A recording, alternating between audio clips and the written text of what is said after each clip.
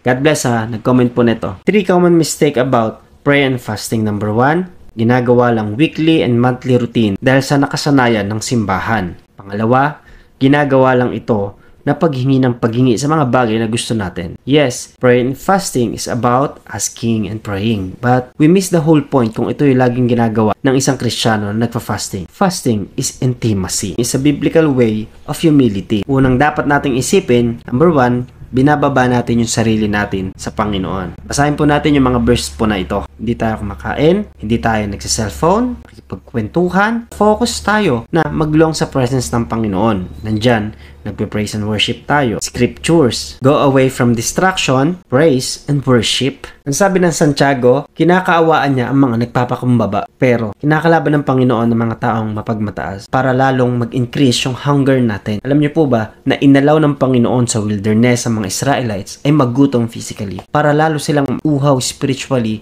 at tumawag magtiwala sa ating Panginoon. In a way na ganito tayo tinuturuan ng Panginoon. Hindi nyo ba napansin kapag walang laman at sigmuro ng isang tao, very crucial. Kahit ano pwede niyang gawin. Kabaliktaran na gustong mangyari ng Panginoon sa atin. Mas maging sensitive tayo. Mas mag-depend tayo sa Diyos sa pagpipray. Masisik natin ng buong puso natin ang ating Panginoon. Karoon tayo ng season of fasting sa ating journey habang nagdilingkod. Pangatlo, mag-increase ng holiness dahil ang prayer and fasting ay way ng Diyos upang mag-prepare tayo para salubungin natin yung blessing sa kinabukasan. Sa lahat ng pakikipaglaban ng mga Israelites sa Old Testament, bakit laging merong pag-pray and fasting bago sa isang matinding labanan? Kasi ang buhay ay hindi physical na laban, kundi spiritual na pakikipagbakan. Kaya nating mapagtagumpayan ang pita ng laman, kasalanan, temptation ng mundo sa pamamagitan ng paglapit sa Kanya through prayer and fasting. Dahil ang prayer and fasting ay spiritual warfare. Marami pa akong gustong sabihin sa'yo. Let me know in the comment section